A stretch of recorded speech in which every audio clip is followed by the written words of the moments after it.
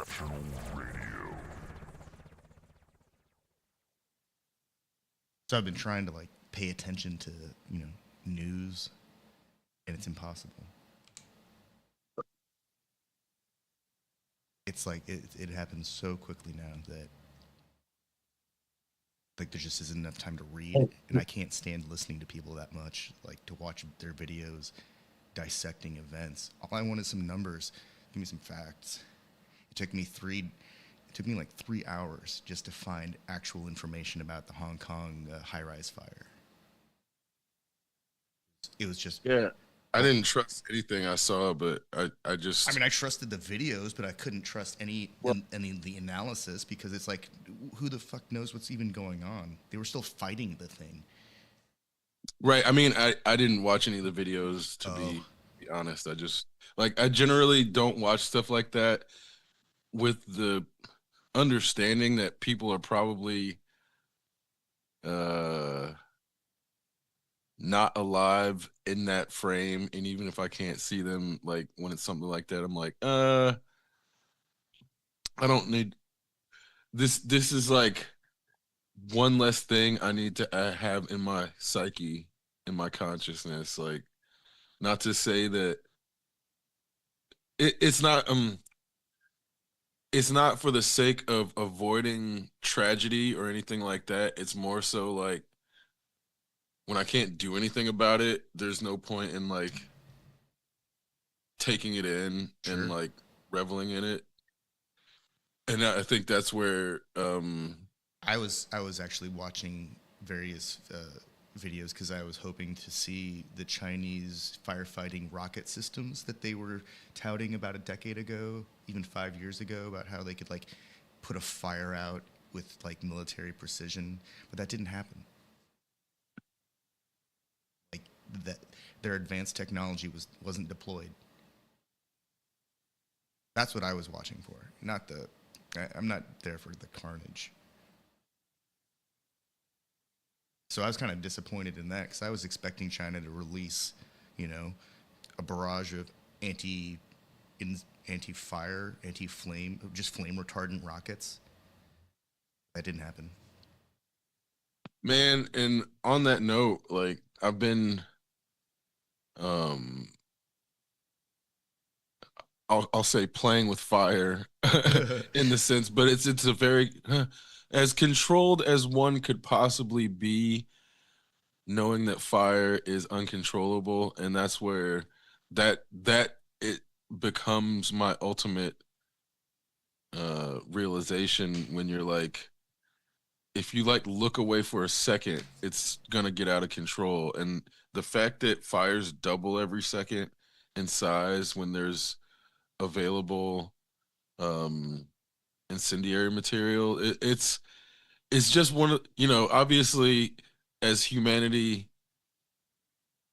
in its own mind tamed fire, we really just made it our ally, but we never have control over it. And that's kind of where, even when controlled quote unquote brush fires are done, they always have the risk of getting out of control with one stray wind. And that's kind of where I don't know if there's ever going to be a technology that will tame fire in the way that we want it to. I think, it might be asymptotic where we get closer and closer, but can never actually contain fire and tame it in the way that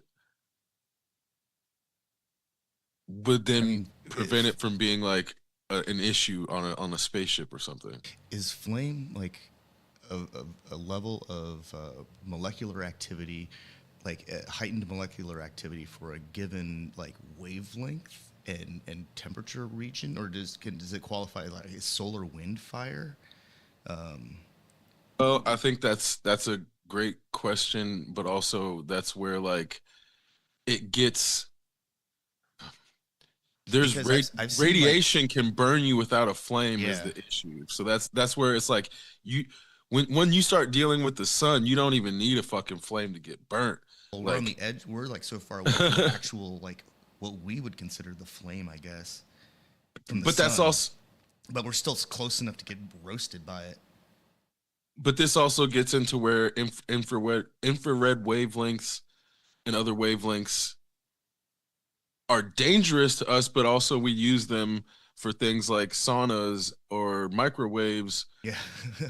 And so we have a grasp and handle on those, but that doesn't mean there isn't a side effect when we use them. And that's kind of the issue, is like at the end of the day, we have to get rid of free radicals in our body, and that's the big issue. The whatever anybody does, ultimately all they're doing is trying to give their body a better chance to get rid of free radicals at a rate that outpaces the buildup of free radicals.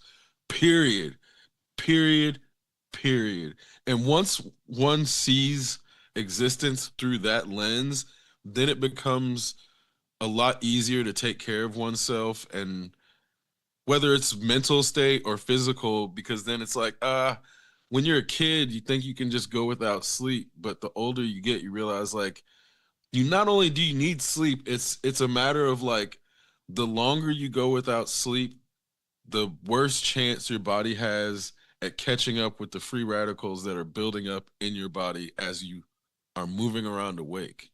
And it's like, it sounds oversimplified, but ultimately that is the biggest bi- biological and electrochemical challenge that we face as individuals. But it's like everything that we do, literally everything that we do, contributes to that one way or another. And so I think that's why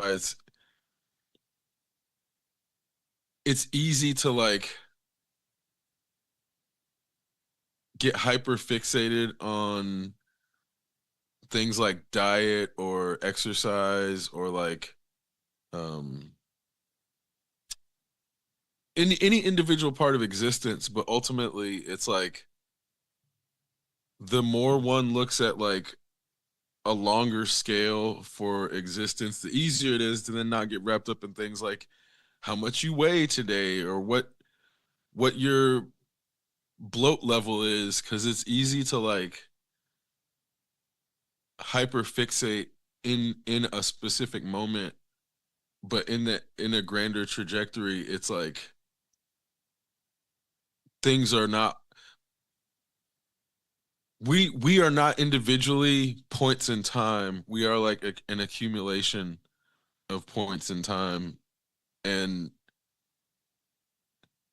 especially when something is like an awkward or cringe moment, it's easy to like, or like, oh, I looked a certain way if I looked at myself in the mirror with the light a certain way, and then I don't like the way that looked.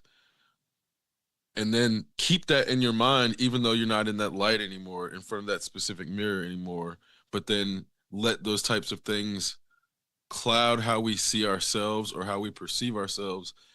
And these are the types of things where it's almost like avoiding casually consuming uh, things that are too far beyond our perceptive control, then makes it harder to like actually perceive ourselves correctly. I think that's what I'm like. I don't. It's definitely more like, as a Chinese American or American Chinese, I don't know, whatever way it you want to frame it, like you have more connection to China in a way that it's not casual then. So I'm not even trying to make it seem like when you're doing that it's the same thing, but it's like I think Americans do that to things that don't actually have any connection to them too frequently.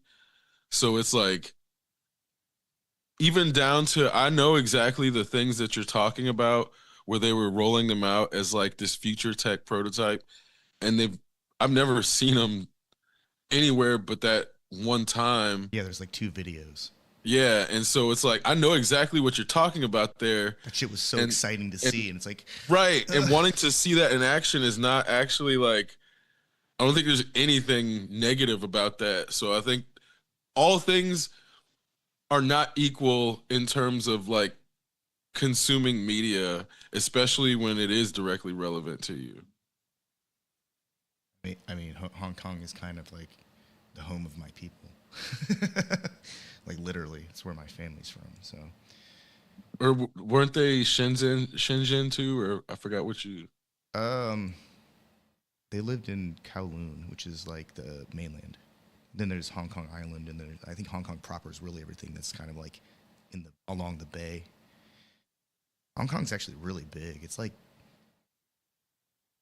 the kind of place that you turn around and it looks almost the same when you're in the middle of the city, just like any other mega city. And then the transition into like more urban sprawl, like that just it's all vertical, and so it's kind of seamless. And then the next thing you know, you're surrounded by like water and lights, and it's a fascinating place. It reminded me of like, you know, every big American city I've ever been to, except everything was in, Chinese, and the currency was very different, and it was so much cleaner.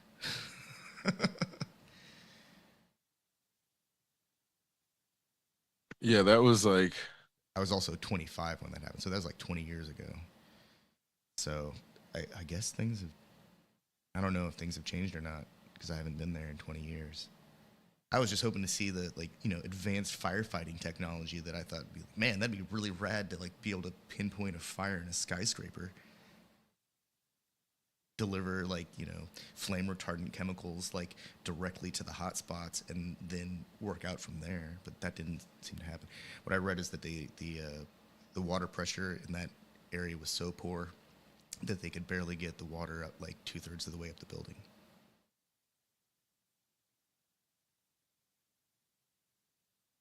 And they don't have like super badass ladder extension trucks, and they didn't deploy helicopters, or like they had to deal with 8 skyscrapers on fire though. So I'm not trying to downplay their efforts.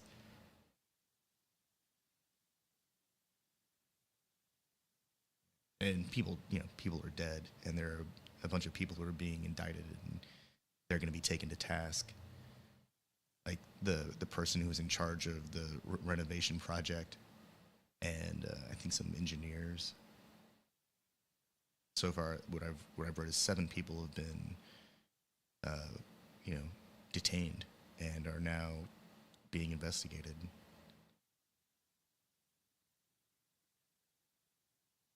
I think that right there is the big difference where It's like instantaneous. They're like, "Oh, you yeah, guys are in trouble." yeah.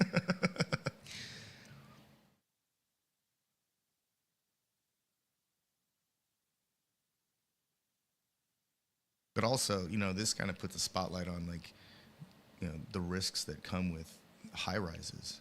You live in a tall building, man. Although you're like close enough to the ground, if you had one of those Right. escape ladders, you could get Well, out.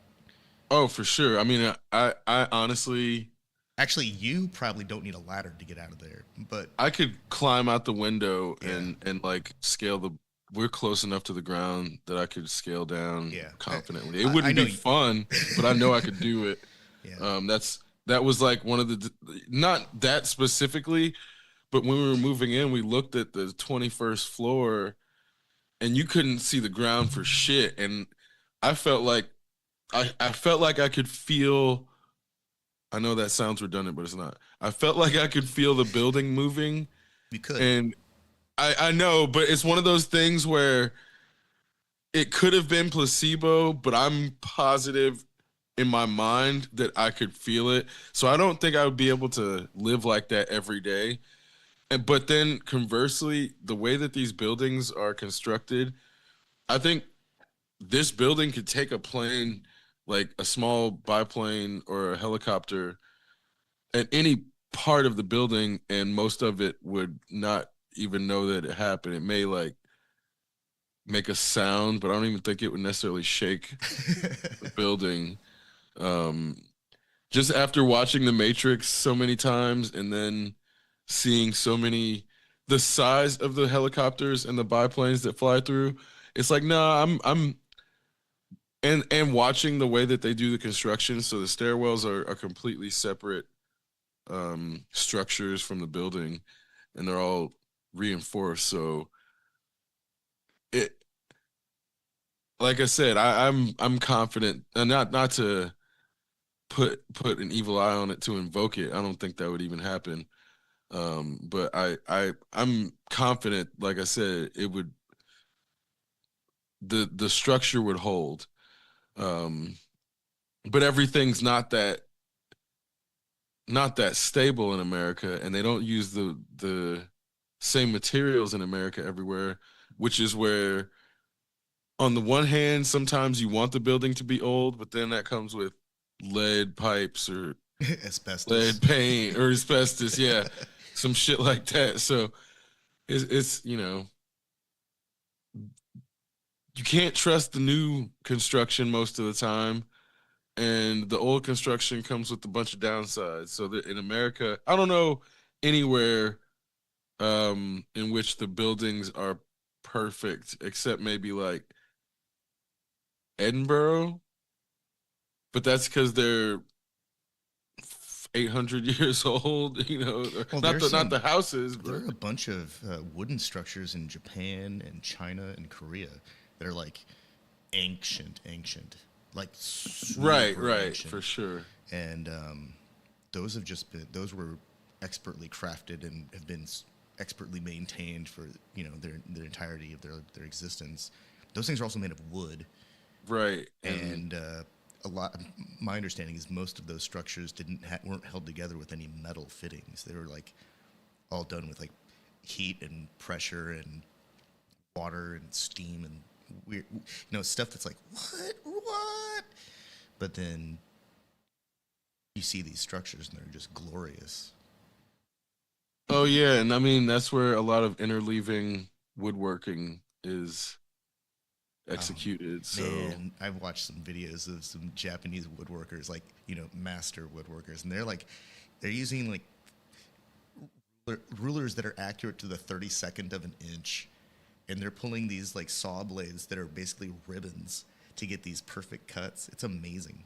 And then when they fit it all together, it's just everything slides into place. But then, lo and behold, whatever structure they were just composing is suitable to support the second story of the house.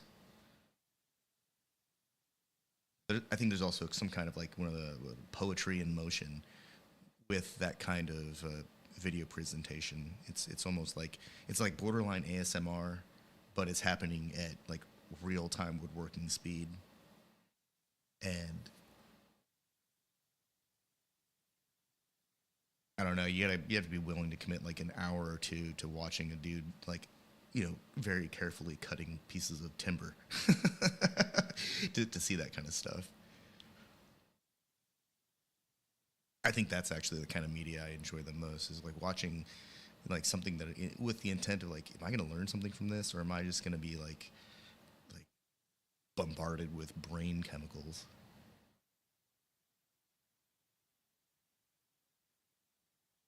yeah, I mean, I feel like that's the constant struggle in modernity, just period.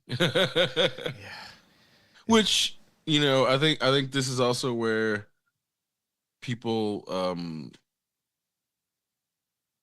self-medicate with dopamine and endorphins when they, do comfort media, whether it's TV shows or video games or whatever, or books.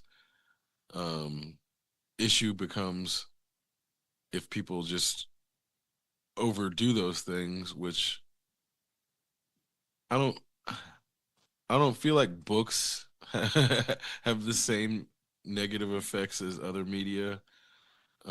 When you overindulge in them, it does cause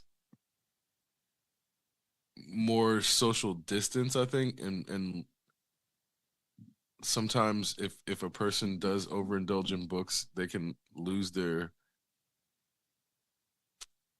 capacity to engage with society, but that's not necessarily a bad thing.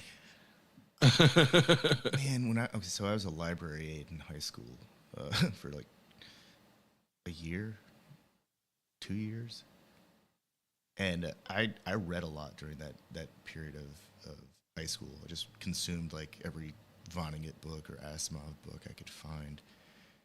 I also consumed a lot of like Car and Driver and Road and Track magazines. I think I read the whole back catalog that the school had, and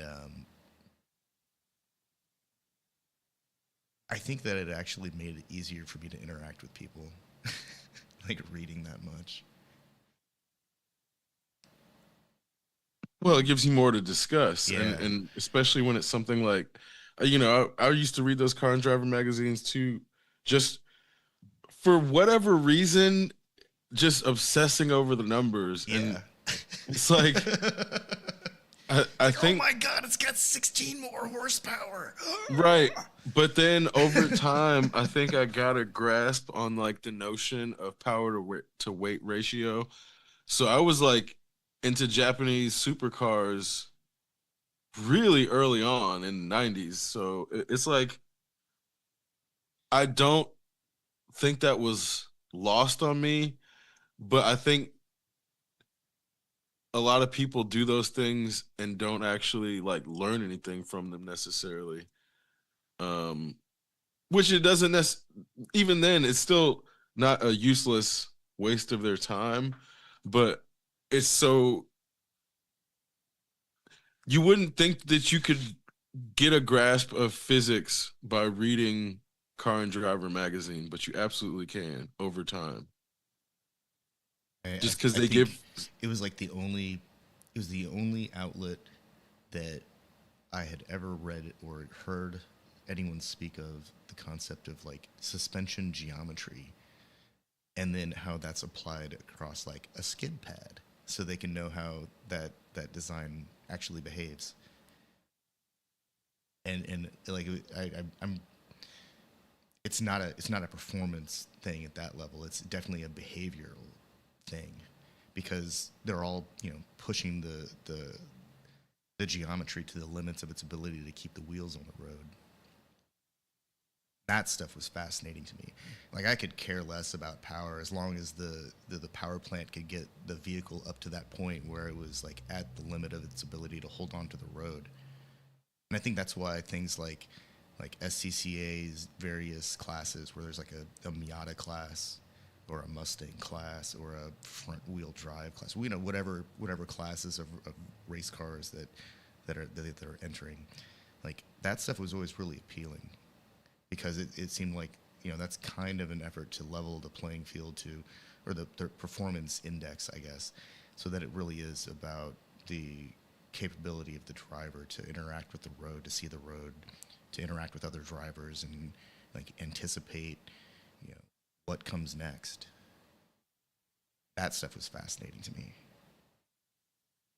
and that's the kind of stuff that, like, I'm sure there was like some kind of you know racing centric cable television channel or satellite channel or something that I didn't have access to. I didn't even know it existed if it did. That where they were talking about that, but I wasn't a part of it. So to me, like a lot of that stuff is like a vector for the outsider to see something that's out there.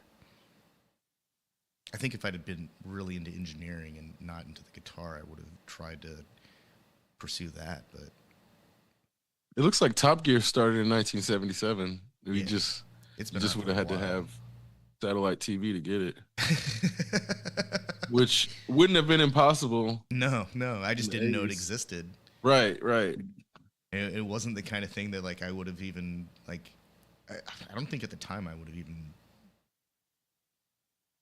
I don't really remember watching a lot of television in high school.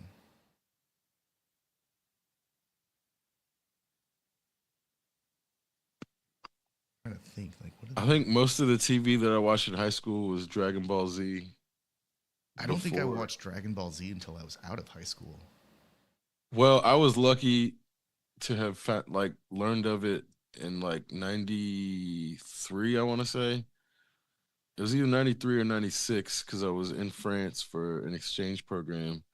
And somebody had the game on Super Famicom. Oh man, And I was like, what is this? The this is the what. fucking game on Super Famicom was, it was like some shit you had never seen before at that time Man. in America. So like people flying with shooting key beams out of their hands and shit and Yeah, like doing martial arts. Nah, man, that was not happening in America. So when I whatever your OJ, um, because that happened, that I was in France when that happened, and I just couldn't. It was 94.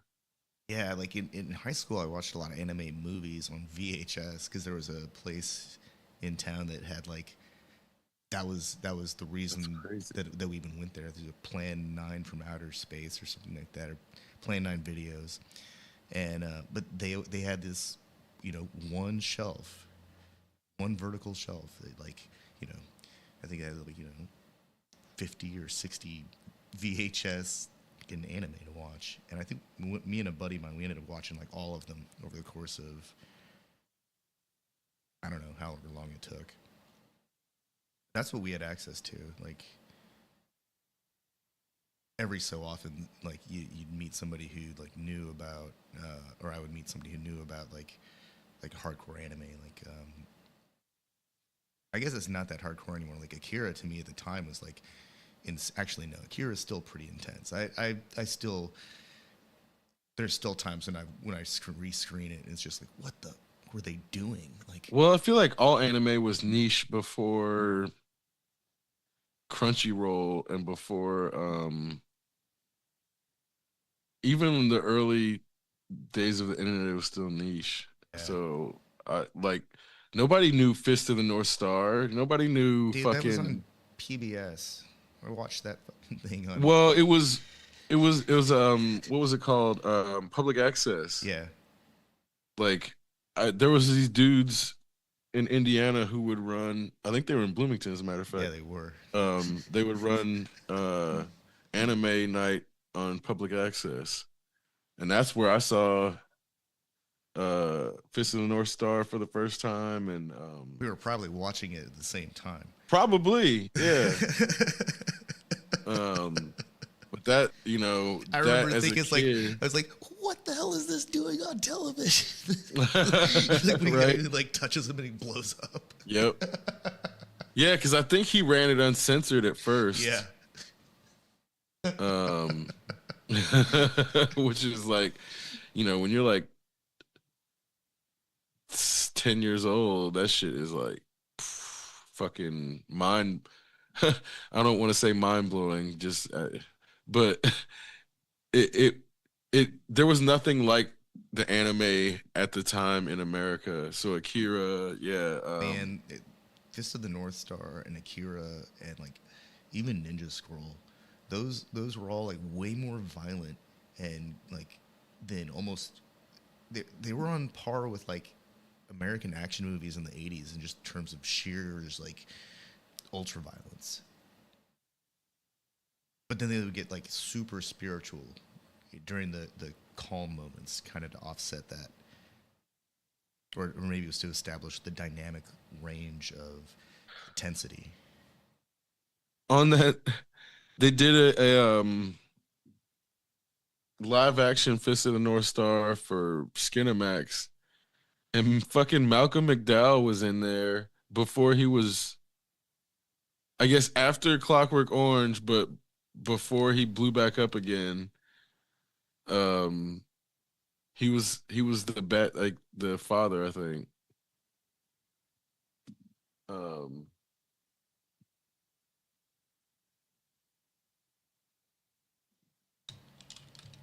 yeah, it's Holy Chris crap! Penn. That's so yeah. 1990. Melvin Van Peebles, Dante Basco, What? Downtown Julie Brown, This man, this is like Clint Howard. Yeah, it was an all-star cast before they were all-stars. Tracy Walter, which is where I feel like a lot of movies will have people before they blow up, and then when you go back and watch it, you're like, holy shit! I feel like this is better now that I know that they're actually a good actor for sure. um, like, did you ever see Titans, the TV show? Yes. Alan Richson was one of the main Yeah, he was like, actors on there yeah. before he literally got big and fucking became. I mean, he was big on um Titans, but he looks like he ate the Alan Richson that's on Titans and fucking he, no, Titans was when he was a teenager, and he finished that, because but they were all teenagers when they were well, Titans. because then I don't know if you've seen Smallville. He's Aquaman there, and it looks like his kid brother at this point. Dude, I'm watching the Fist of the North Star '95 trailer, and this is some peak '90s American karate. Like, Oh yeah, yeah, like yeah. The karate holds up actually. the It's the really the it's guy really good. that plays like old boy is like, he's got The some. choreography's not great, but the karate's great. I mean, he's got some like Jean Claude Van Damme ups and kicks, like straight up. I think he and Jean Claude could have had a really interesting sparring match. I don't know if they did or not, but I'm this just from this trailer. This dude is like flying. It's amazing. This is a franchise I feel could be done in live action today, cheap but still well. Like you don't need to put $50 million into a Fist of the North Star to make it look good. No, Mainly because it's a dystopian landscape. yeah, and you just have to have some really badass martial artists. Yeah. People would line up to be just in the pantheon of Fist of the North Star. Seriously. Ruth Carter doing the costumes would be amazing. And they could just borrow a bunch of sets from all the like dystopian, like post-apocalyptic like stories that have been made in the last decade that really only lasted a season or two because of Netflix.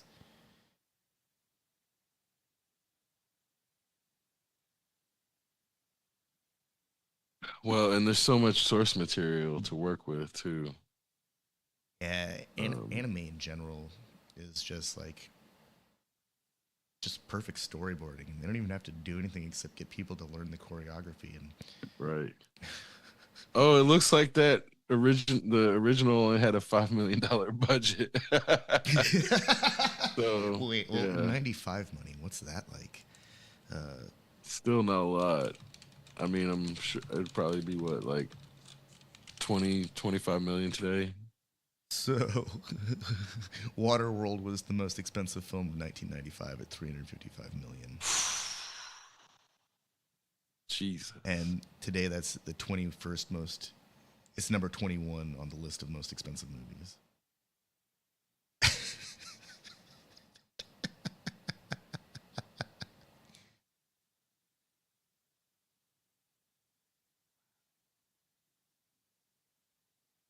No, it's not even 21 anymore.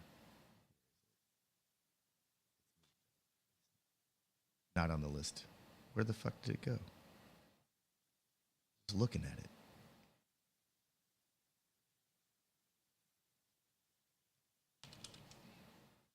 Okay, yeah. 355 million adjusted. Nominal cost 172 million. Damn. That was in 1995. So that's still quite a bit.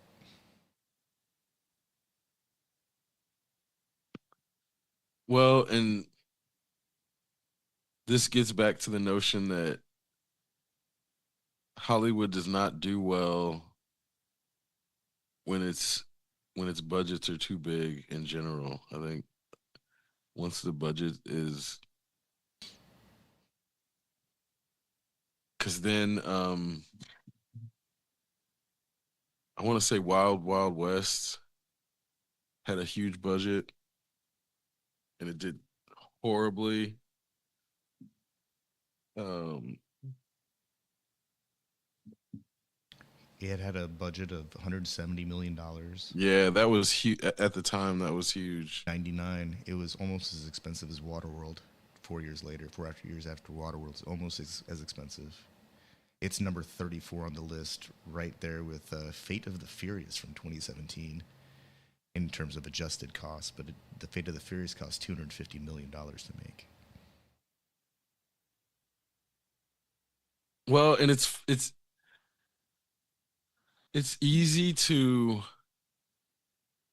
attribute a success to one's own work when capital is abundant, and I think that's what was happening with Hollywood, where people were just going to movies because they had the money and there was time and the movie theaters existed, and it wasn't necessarily that Waterworld was a terrible movie. um it just wasn't good enough when the audience had money, time, and other options. And I think that's where the closer we get to now, people get way more options, even down to in the 90s, you didn't really have that much. Like, you could go to Blockbuster or your local video rental store and get something that was 6 months old, 6 months old or older, if you were lucky to get it 6 months, but most things would be rented really quick. Um, so it's almost as if the only way you can get new media is to go out and get it, or like record it, if because you can't be at home to watch TV all the time, and so then you have to start figuring out ways to record your favorite shows and then not miss out on them, because the VHS don't really come out frequently, and only for stuff. Um, it's almost like only for special occasions they would. Total Recall cost somewhere between 50 and $60 million.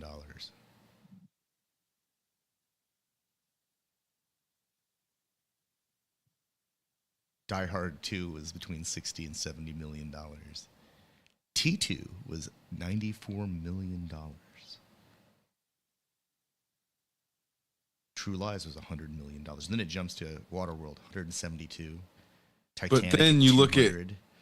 Die Hard, the original was 28 million. Yeah, So that was technically a big budget, but then they're like, "Oh, we made Hand Over Fist, so now we'll do a little more than twice the budget." And they just thought that they could just pumping more money. Like the first Lethal Weapon budget, 15 million. yeah. Something happened where they, I think with the marketing is where they started inflating the budgets, because a lot of the stuff is like, they'd bring The Lord True of the Rings Lies. trilogy cost $260 million for the whole Oh, thing. that's not inflation, because he did a lot of CGI, but a shitload of extras. No, no, no. So I'm actually surprised because that to me seemed like really low. $260 million for 3 movies. yeah. That's like incredible. But then the Hobbit trilogy cost $623 million. So But then they made what, Rings of Power for like $1 billion, and it didn't do well. Well, Amazon. That So was Amazon. yeah. Which again, I think there's the notion of, you take a franchise and you give it unlimited amount of money, and capitalism tells you that's what's going to produce the best thing. But that's not what's happened over and over and over. Yeah, Avengers, Infinity War, and Endgame. Just 2 movies cost $1 billion. What the fuck?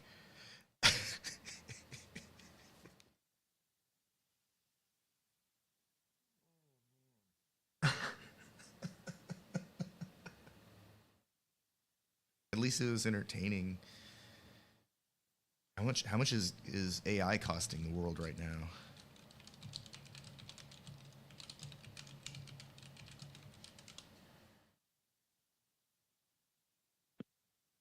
Yeah. It's it's infuriating to watch, but it's hilarious to see the bubble unraveling.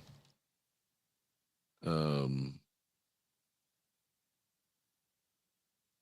I'm just glad that it happened fast.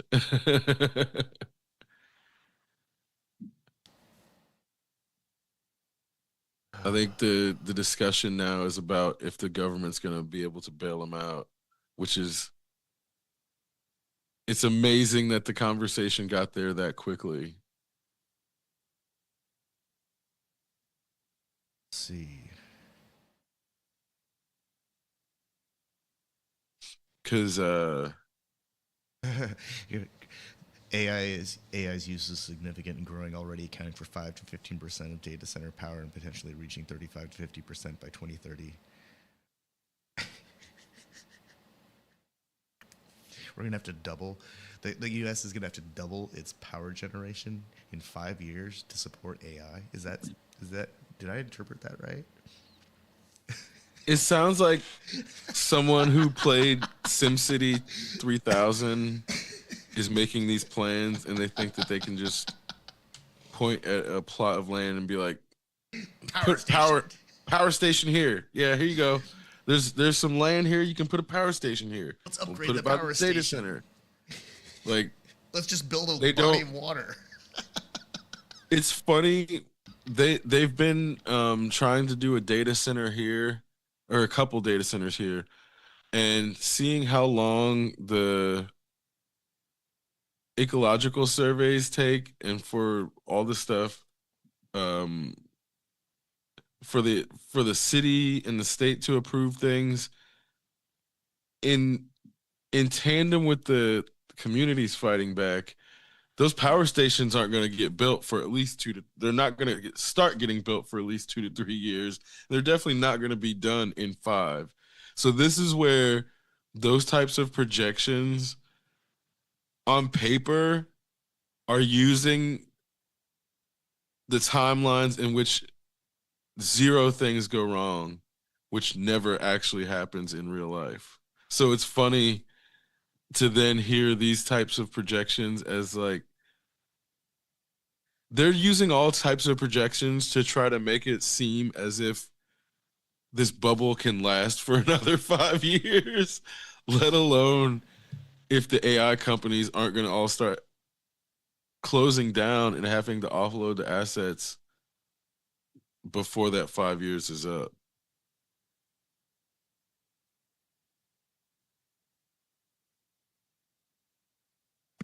Because even in that, there's going to be there's going to be another president by then. So, okay, if you look at what just happened in the White House, it's very possible that Zoran Mamdani runs for president in 2028 and wins. And he's not pro AI. So, like, not to say that that's going to happen, but there would need to be a far right wing pro AI candidate that runs and wins in 2028, which is possible, but that person has not emerged. Whereas on the other side, there has now been someone who emerged that could possibly run in 2028 on the left, air quote left. Um, and so I don't think government policy aligns with AI in 2028. I don't think the bubble makes it till 2028. And then on that note, there are power unpowered data centers sitting now. So building more data centers isn't really even feasible until they start getting the power uh plant compensation or like balance out, and that, like I said, that's going to be another 2 to 3 years. So I don't know how much longer the narratives that they're putting out can cover like cover the lie of what they're trying to sell. It's very quickly evaporating. Yeah, I don't know anything about him. There's like so much crap in the media that like it makes me feel extra out of touch. But I think it's because I'm just not interested in a lot of that stuff. Also, the algorithm has been giving me a bunch of really angry people, and I'm not sure why. Some of it's funny, like you know, watching somebody have a tantrum on some level is amusing. But then, of course, there's the part of it that realizes, oh wait, they're probably actually experiencing some kind of really fucked up thing right now, and I have no idea what it is. And then that also contributes to making me feel like out of touch.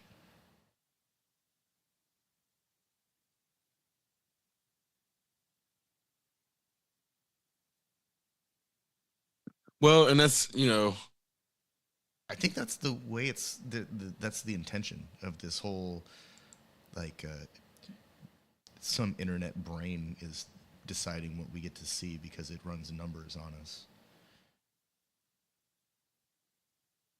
Make people feel disconnected, make figure out what easily agitates and gets them riled up, feed them more things so that they by the time they come to some conclusion, the idea was planted in their head.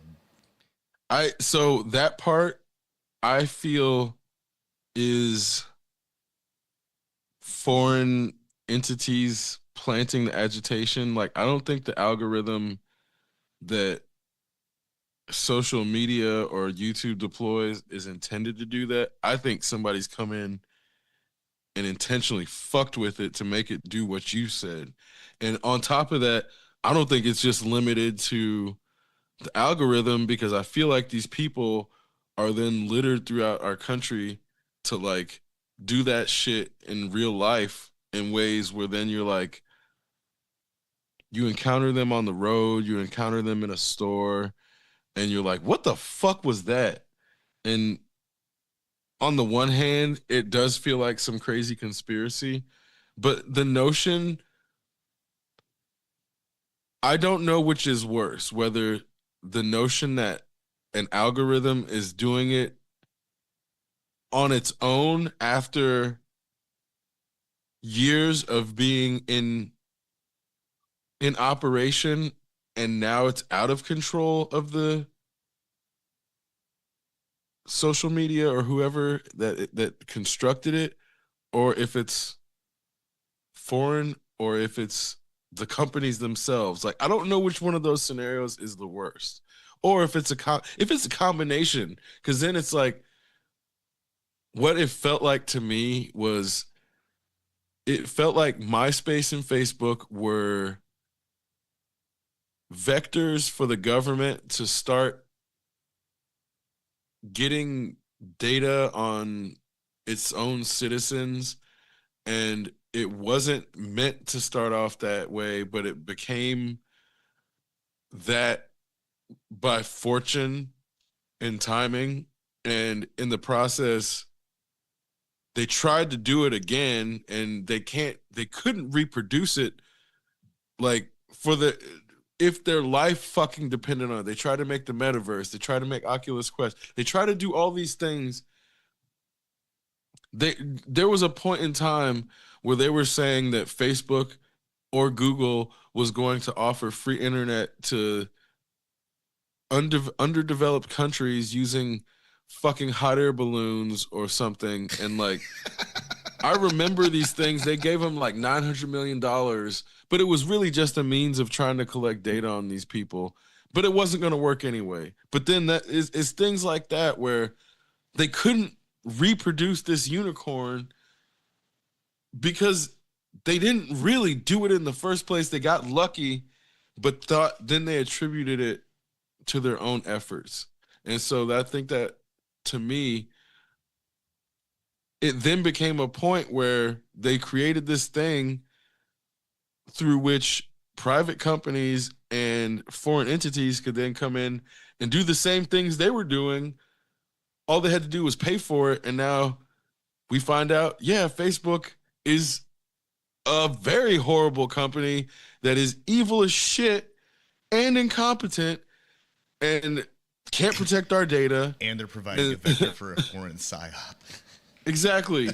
And they knew it. They knew it was happening and didn't do shit about it because they couldn't do shit about it, because then they would have to shut down their domestic psyop. So this is where, to me, that trajectory, it makes me feel confident that it's not permanent, but also the American government is creatively bankrupt. They can't even come up with surveillance states anymore. They have to fucking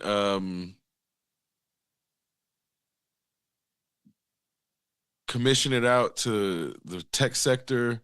And now the tech sector is creatively bankrupt because they stopped reading science fiction. So they don't even have any good ideas of how to steal anymore. So they're running out of capital. And so watching it, like, it's funny. I think there was this handful of tech bros that thought they were going to achieve this. Man has achieved existence on Mars with robots and perfect slaves. And then there's this subclass of human that tries to achieve corpo status, and they're all chasing it. They're all getting cyber implants to try to get corpo status. And that's what those people wanted, because they only saw that part of cyberpunk and thought it was, for whatever reason, something to attain. And they hyper fixated on that, not realizing the allegory in what cyberpunk was supposed to be as like a projection of the future. And so seeing them chase this, not realizing not only could they never make it, but their mere existence means that the tech is never actually going to get to that point. Because for I mean, I guess they missed all of the short circuiting stuff and all of the any cyberpunk projection inevitably has failing hardware. Somebody has like one company or the other has failing hardware. And so they must have just completely overlooked that allegory, or part of the allegory, and not realize that there's no perfect place in that future. Everything has its drawbacks, but even then, the tech is always sketchy, to say the least. But because of corporate practice, it's always on the verge of short circuiting and failure. And that's like one of the big fucking points. So that's what happens when you don't finish reading the damn book. The reader gets stuck like in the transition into like post-humanism or transhumanism, and they never get post-technological. They never get to the point where they realize, oh wait, we're supposed to get past this. We can still have technology. We just don't integrate it into our bodies. We use technology to make our bodies better. We use that's how we actually become spacemen, not by cramming a module into our chest. I know I probably just pissed off a bunch of people who are really into Space Marines by saying that, but really, like, I mean, if they're into Space Marines and didn't get that part, is that's the other issue. is not good. it's not it's not subtle. It's not subtle. No, it's not subtle at all.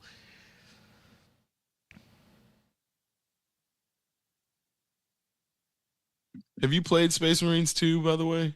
No, but I've watched enough videos to know that I want to play it. It's fucking awesome. I, But on that note, there's no there's nothing subtle about them mocking fascism where I get the aesthetics and the battle and the fight against the Tyranids, but it's like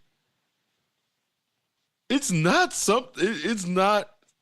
something that the people who created this universe are saying you should aspire to be. And it's clear that they're saying no, no, do not do like this is not the way that it's supposed to be. And I don't I think that's the whole point of like the mechanisms of that universe. Like the more times that one goes through the warp, the more likely they are to come out, twisted and filled with chaos, and eventually begin transitioning to one of the chaos marines, if or eventually becoming consumed by a demon, and then next thing you know they're the thing they set out to destroy. That's I think that's the most compelling part about the Warhammer mythology, is that even the greatest warriors, like at any moment, could just fall. There were no guarantees, and it's not like the Master Chief who respawns. I mean, it is, but I think on some level, like every modern, like what are they called when it's everyone just like goes into the battlefield type scenario, the modern MMORPG battlefield, I guess. A lot of that stuff really owes a lot to Warhammer, Dungeons and Dragons, that kind of stuff.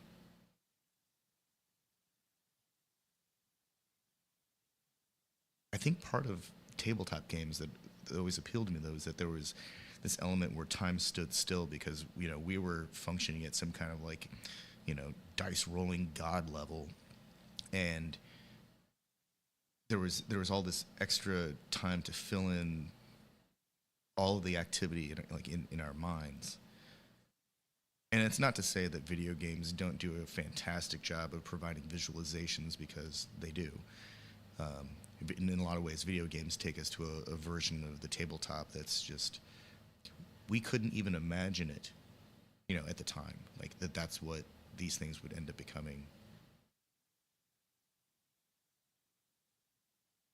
yeah, I think we're lucky to have seen both sides of it where hyper photoreal video games with cutscenes didn't exist when we were kids.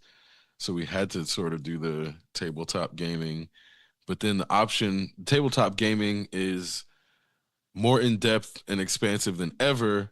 So you can still do it if you want, Yeah, but the video games are also more expansive and in depth than ever. So it does there's a good allow you to balance. explore these worlds and see them in ways that you had to imagine before. So it's I think both are fun, but it's just a matter of if What you want to be active or passive. what kind of stimulus do you want to engage in? What kind of entertainment?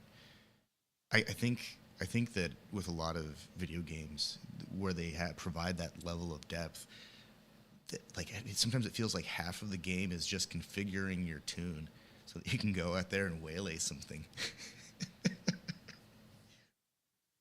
And I think that's cool.